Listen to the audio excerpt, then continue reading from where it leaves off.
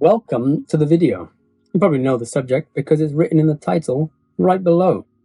But last year, while I was in Japan, I shot 3 rolls of Silbersalz, 200T, 500T, and 250D. And straight to the point, I'm really impressed with this stock. Now, unlike Cinestill, who removed the remjet layer to make it easily developable, who removed the remjet layer to make it easy to develop at film labs around the world, Silbersalz are getting pure Vision3 and they're just respooling it onto 35mm canisters for our ease of use. They prefer to have everything done by them, so they offer a nice little bundle where you get the rolls of film, development in proper ECN2 chemicals, and some very high quality scans, which is something they excel at thanks to their custom in-house 14K scanner. Honestly, I didn't know you could get this kind of information out of a 35mm frame. For example, let's take this regular high quality scan and we zoom in and we can start to see a bit of pixelation here. But if we switch over to their 14K scans, it's still holding up nicely. You've still got some nice curves on the letterage. You go up to the top of the building, you can see there's something happening on this antenna, not really sure what, but on the 14K scans, you can clearly see 4 individual beams. It is wild how much information is on these frames that we never normally see in the digital era of film photography.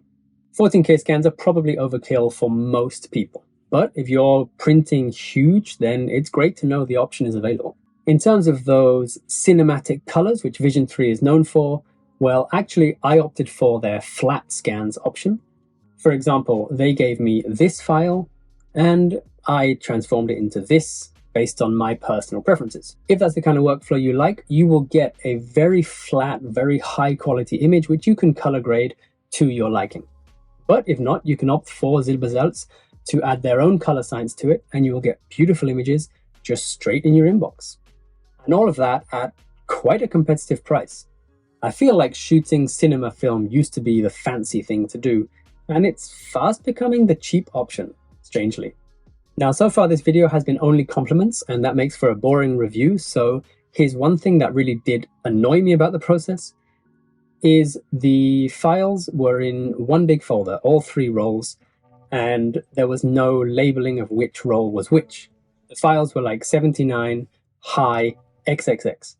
Now, I imagine the XXX is supposed to be replaced with the stock, but it wasn't, so I just got a ton of files, and I had to work out from my notes which rolls were which.